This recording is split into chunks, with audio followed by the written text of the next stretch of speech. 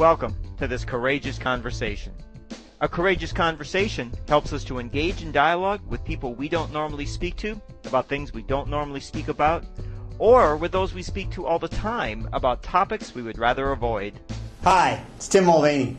Welcome to the Mulvaney Group and welcome to Courageous Conversations. In today's lesson, I want to talk a little bit about what is the conversation you need to be having. So if you've been following along the other lessons, and once you've picked somebody, you can walk through the lessons and figure out about how to engage in a conversation, how to navigate your way through the dialogue, how to step back and examine what worked and didn't, all those sort of things. But the other piece is, well, exactly who is it I should have a conversation with? And people get stuck because it's like, well, it feels like it's got to be this huge thing. It's got to be either, unless I'm either having a conversation about racism in America, then it doesn't count. Well, that's not exactly true. So what I want to tell you, the first rule about a courageous conversation in the workplace is, if I have this conversation, will this help us do our work better, easier, faster? In other words, is it a behavior, somebody's behavior, that is getting in the way of us getting where we want to go? So one, it could be something that's got to get fixed. We got to go step back and this what we're doing isn't working, and we need to rethink how we get this done because we're not getting where we want to go. The other side is more proactive. It's like, all right, well, we're starting a new project, we're working together. Let's talk about where the difficulties might be and how we're going to navigate through this. Let's set up some ground rules. Let's both take some risk about here's what I need, here's what you need, and let's actually talk this information through. But as an example, one guy's courageous conversation was about a new colleague of his. They started working together, and when they would greet each other, she would kiss him once on each cheek. She was European, he was born in America.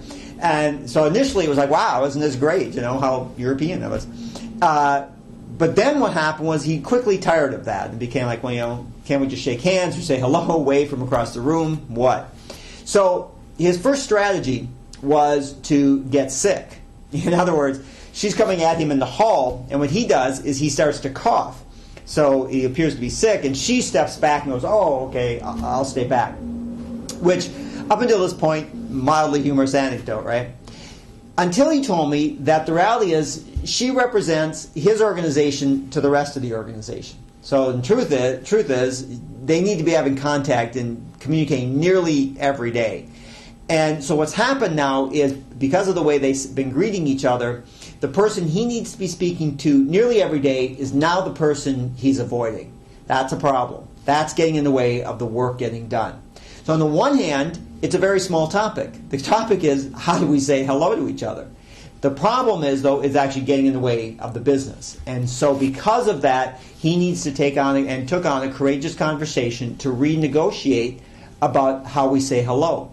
So a courageous conversation is that. It's about helping you do your work better, easier, faster. You, your team, the folks who work for you, those sort of things. And it also requires some personal risk. All right, so that means if you're an HR person and you're giving some negative, or some manager in some form, and you're giving feedback to somebody, some maybe negative feedback to an employee during their performance review time, that technically isn't a courageous conversation. There's no personal risk for you as a leader, as a manager in that situation.